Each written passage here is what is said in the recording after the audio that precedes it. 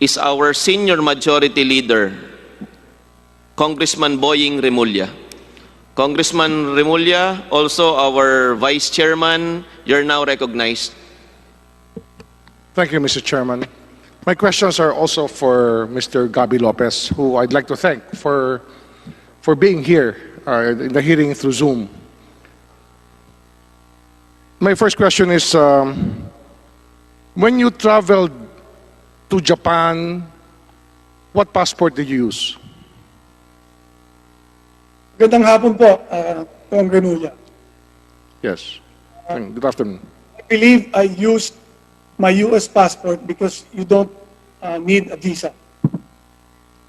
So, does it not occur to you, Mr. Lopez, that when you use an American passport, you are seeking the protection of the American government whenever you use that document?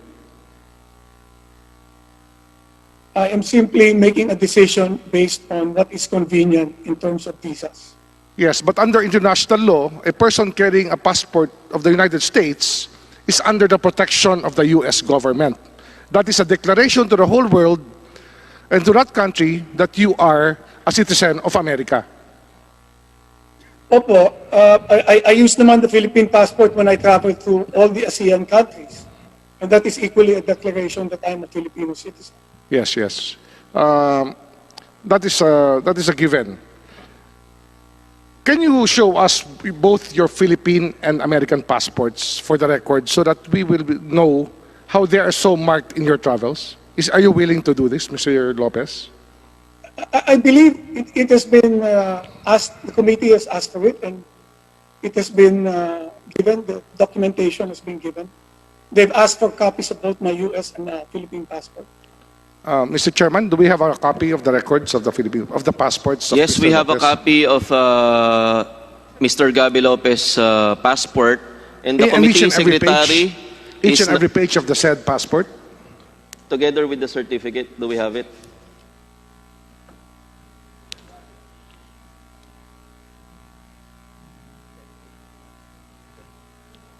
Mr. Chairman, can we ask for a suspension, Mr. Chairman?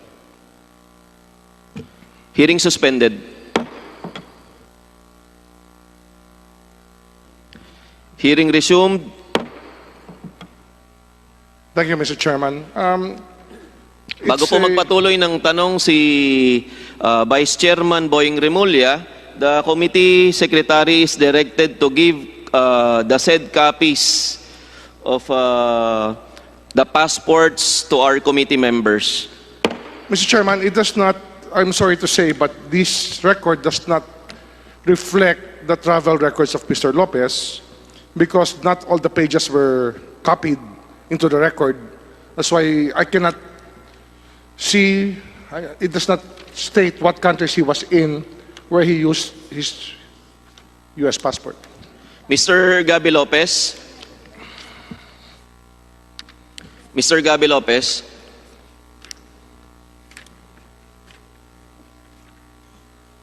Maaari po bang magbigay ng mas magandang kopya at authenticated na kopya si Mr. Gabby Lopez, Comsec? Your Honor, I directed our staff to make a copy of each and every page of my U.S. and Philippine passport, and that was given to the committee po. Mr. Gabby Lopez, ang pakiusap po ng committee ito ay kung maaari po at hindi naman makakaperwisyo po sa inyo, ay maipadala po dito yung original na passport po ninyo. Para kami po ang gagawa ng kopya ng original po na passport po ninyo. Siguro Mr. kasama na rin yung taong pinagkakatiwalaan para hindi mawawala sa pagtingin ng tao yung kanyang hawak dokumento. po ng inyong abogado, Mr. Gabby Lopez. Okay. Maraming salamat po. The committee secretary is directed to execute the passport of Mr. Gabby Lopez. Mr. Lopez, have you gone to any country in Europe using your U.S. passport, Mr. Chairman? Opo. tuwing nagpupunta kayo ng Europe, ang ginagamit nyo rin ay inyong US passport, hindi ho Philippine passport. That's right. That is correct, Your Honor. Kaya, again, I would like to tell you that tuwing kayo ho ay magpupunta ng ibang bansa na gamit nyo ang American passport, you are telling them that you are under the protection of the American government. Do you realize this, Mr. Lopez? Your Honor, my lawyer would like to make a I don't comment want, on this Mr. particular Chairman, I don't want the question. lawyer to speak here on this issue. I don't think the lawyer is needed to clarify this issue. It's just a statement of fact that whenever a person uses his passport, let's say, I use my Filipino passport, it means I am under the protection of my government, of the Philippine government. But when he uses his American passport, he's under the protection of his government, which is the American government. Mr. Gabby Lopez, ang inyo pong legal counsel ay maaaring magbigay ng kanyang mga suwestyon at pananaw regarding po sa pagsusumite ng prangkisa ng ABS-CBN. Ngunit ang katanungan po ni Congressman Remulla ay personal po na katanungan sa inyo, kaya maaari po ay personal niyo pong sagutin, Mr. Gabby Lopez. All right, Your Honor, I am a dual citizen, both an American citizen and a Filipino citizen.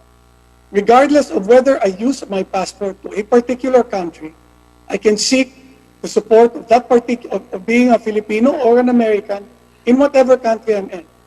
So kunyari po, yung pinag-usapan mo, nandun ako sa Europe using a US passport and I run into a particular problem. I can go to the Philippine embassy and ask for support because it doesn't make a difference what passport you use. You are a US citizen, you are a Filipino citizen, you enjoy the protection and benefits of both countries, regardless of what passport you use po. Mr. Lopez, Mr. Chairman, is Mr. Lopez aware that under the Constitution, dual allegiance is inimical to the national interest?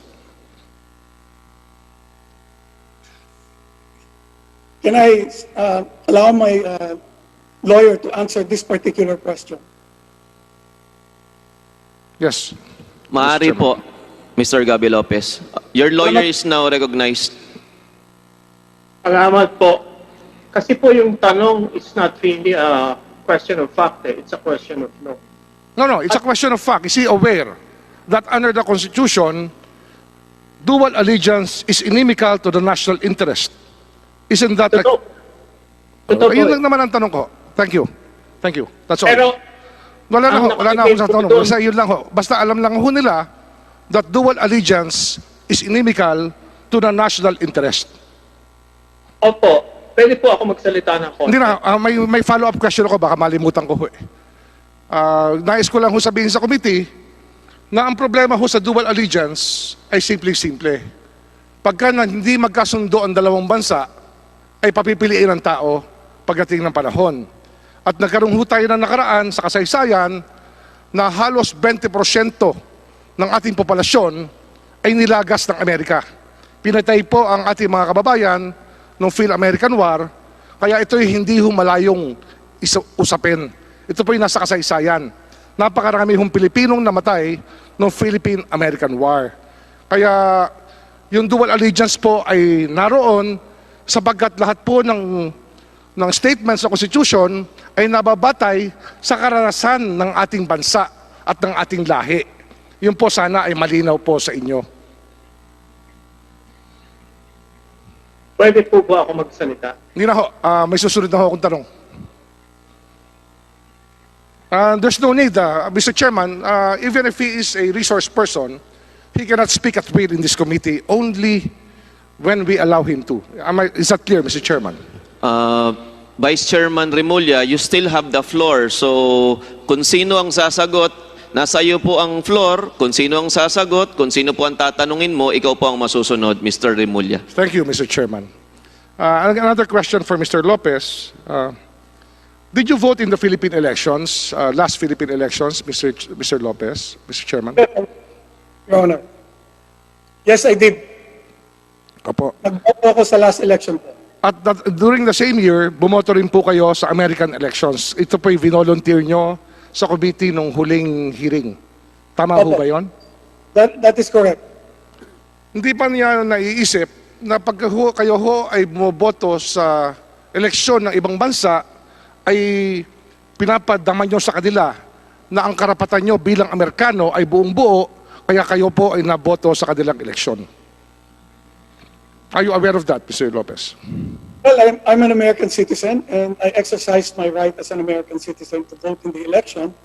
It was the only election I have ever voted for in the U.S. I have voted in many, many elections in the Philippines. Sa US ho, ilang beses na ho kayo bumoboto? Isang beses lang po, Itong na 2016 lang po. only in 2016. Okay. Hindi ko na ho tatanungin kung sino binoto nyo. I was inspired to vote in that election po. Ngayon, sa TFC kanina tinanong sa inyo na ito po ay rehistrado sa Amerika at nagbabayad ng buwis sa Amerika. Tama ba ho ito, Mr. Chairman? Yes, Your Honor. Ano hong citizenship nyo na nag-a-appear pag kayo po ay nasa Amerika? Pag Filipino channel po pinag-uusapan, kayo ba ay Filipino, American, or dual citizen? I'm a dual citizen po. Hindi, pero sa records po ng TFC sa Amerika, ano hong lumalabas? Kayo ba ay Amerikano o Filipino? Frankly, I don't recall whether I'm even registered in TFC. No? So it would have to be. Ayo, would you know the answer to this particular question? Sabi, hindi ako involved sa TFC. Matagal na yung TFC. Okay. I have one more question before the second round, and that question is, just give me your reaction, no? Kasi meron ho talagang mga tao who are so proud to say that the Philippines is the land of my birth. Like our president, he says that. The Philippines is the land of my birth. Mr. Gabby Lopez, how would you react to that statement vis-a-vis you're having America as the land of your birth? America as the land of my birth was an accident. It was a consequence of my father's actions. My own actions speak for itself over the last 35 years. I have been a Filipino. I am proud to be a Filipino. Okay. All you have to do is look at my record. Salamat po. Isa na lang po, no? Kanina sinabi nyo nga na kayo ay American citizen at bumoboto kayo at lahat yan. Ngunit nahalata ko po, lahat po ng newsfeed ng ABS-CBN ay hindi ho sinasabi yan. Ang sinasabi ho yun, you are a Filipino citizen. Wala hong sinasabi na kayo po ay American citizen. Ito ba ho ay kasama sa propaganda ng ABS-CBN para ho sa isipan ng tao maitanim na kayo po ay Pilipino at wala ho kayong pagkabanyaga sa inyong pagkatao? Ito ba ho ay sinasadya ho na sabihin sa mga tao na kayo ay Pilipino lamang at hindi sinasabing kayo ay Amerikano rin?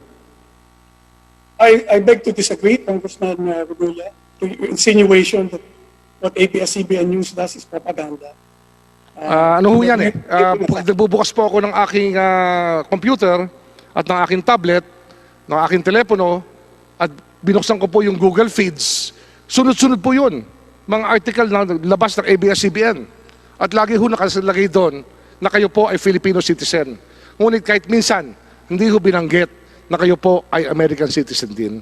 Sana ho, malaman nyo lang ho yun. Kasi marahil, hindi nyo nababasa yung aking nababasa po. Would you like me to submit a digit to you that shows that ABS-CBN has said I'm both an American citizen and a Filipino citizen? Hindi na ho kailangan. Sinasabi ko lang ho, yun po ang aking nakikita lagi. Yun ho ang aking nakikita lagi na ang pinararating po sa lahat ng mamayan ng ABS-CBN na kayo po ay Filipino citizen lamang. Hindi ho nila laging kinukompleto yung statement na yon kung makakalusot sa ibang mga pagkakataon po. Natural po yun kasi nga this is a battle of perception that we are doing here, no? Itong franchise application at itong mga tanong na ito is really a battle for perception. And your people are very good at bringing this matter to public attention the way that they want it to, which is to make you appear that you are only Filipino and not American at all. Ipapaalala Mr. Chairman. lamang po Tapos na po ang iyong katanungan. Tapos na po. Maraming salamat po. you, Ipapaalala ko pa naman na nakonsumo mo na po ang iyong 5 minuto at kasabay po ng paalalang iyan at pasasalamat sa iyong